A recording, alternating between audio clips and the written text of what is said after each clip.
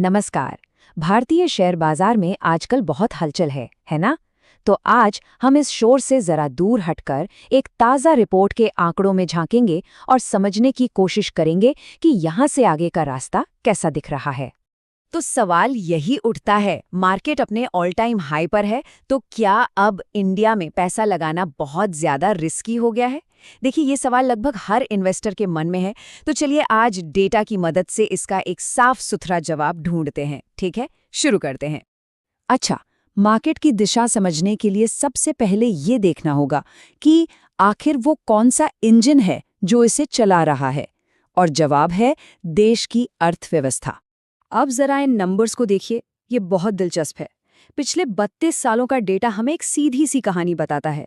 देश के nominal GDP growth, कंपनियों की कमाई और सेंसेक्स की ग्रोथ तीनों लगभग एक ही लाइन में, एक ही रफ्तार से चलते हैं। मतलब करीब-करीब 12% की सालाना रफ्तार से। ये दिखाता है कि लॉन्ग टर्म में मार्केट इकोनॉमी को ही फॉलो करता है। तो फिर ये नॉमिनल जीडीपी है क्या? देखिए, इसका एक सीधा सा फॉर्मूला है, N=R+I। मतलब नॉमिनल जीडीपी ग्रोथ असल में रियल जीडीपी ग्रोथ और महंगाई यानी इन्फ्लेशन को मिलाकर बनती है। और यही वो नंबर है जिसके साथ हमारा मार्केट कदम से कदम मिलाकर चलता है।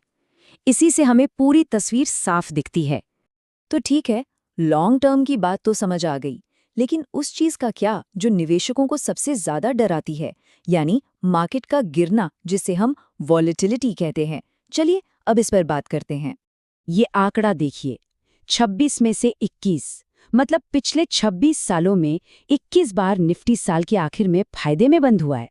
ये अपने आप में एक बहुत पावरफुल बात है ना? ये मार्केट की लॉन्ग टर्म ताकत को दिखाता है। और अब आता है असली मजा। जानते हैं उन 21 पॉजिटिव सालों में भी क्या कॉमन था? हर एक साल में मार्केट साल खत्म होने से पहले कम से कम एक बार तो जरूर गिरा है।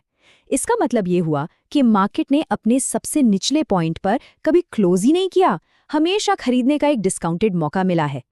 तो ये जो वॉलेटिलिटी है ना, जिसे देखकर डर लगता है, वो असल में कोई खतरा नहीं है, बल्कि वो तो मार्केट का एक फीचर है।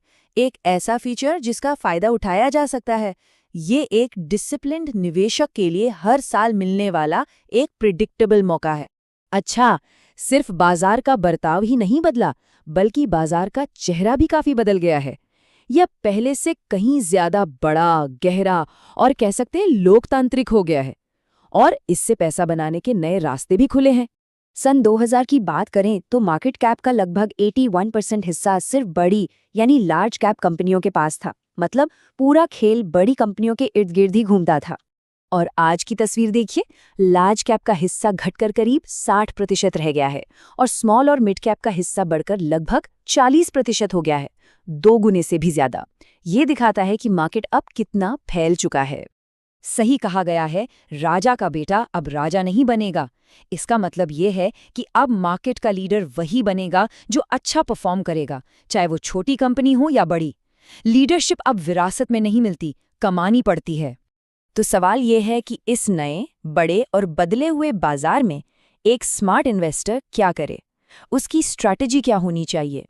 चलिए इस स्मार्ट प्लेबुक को देखते हैं। तो सबसे पहली और सबसे जरूरी बात, एक आम जाल से बचना है। इसे कहते हैं सेक्टोरल ट्रैप। होता क्या है? पिछले साल एक सेक्टर ने, मान लीजिए सेक्टर एक्स ने 30% का रिटर्न दिया। बस सब लोग इस साल उसमें पैसा लगाने दौड़ पड़ते हैं और अगले साल क्या होता है? वही सेक्टर माइनस में चला जाता है। और डेटा भी यही दिखाता है। पिछले साल का जो टॉपर सेक्टर होता है ना, वो बहुत ही कम अगले साल का विनर बनता है।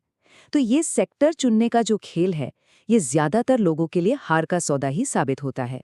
इसमें होता यही है कि हम महंगा खरीदते हैं और सस्ता बेचते हैं, जो कि बिल्कुल उल्टा है। तो फिर सही तरीका क्या है? सही तरीका है एक बैलेंस्ड थाली अप्रोच। सोचिए, जब हम खाना खाते हैं तो क्या सिर्फ एक ही चीज खाते हैं? नहीं ना, हम एक बैलेंस थाली लेते हैं जिसमें सब कुछ हो। बस इन्वेस्टिंग में भी यही करना है।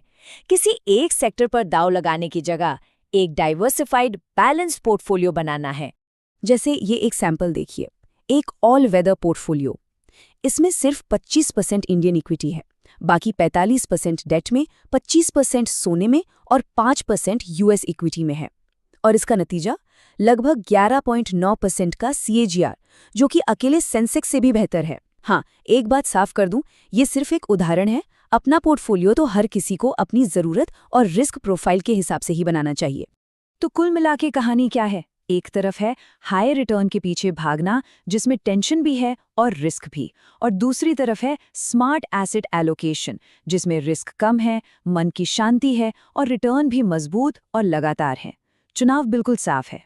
तो चलिए आज की सारी ज़रूरी बातें फटाफट दोहरा लेते हैं। पहला, मार्केट लॉन्ग टर्म में इकोनॉमी के साथ ही चलता है।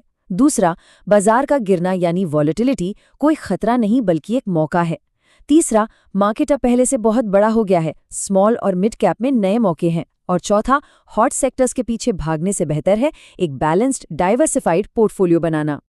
तो अब असली सवाल पर वापस आते हैं। अगली बार जब मार्केट गिरेगा तो क्या दिखेगा? रिस्क या एक सेल लगी है? बस यही वो सोच का फर्क है जो एक आम इंसान और एक स्मार्ट निवेशक के बीच होता है। जब डेटा हमारे साथ होता है तो हमें वही मौका दिखता है जहां दूसरों को सिर्फ डर दिखाई देता है।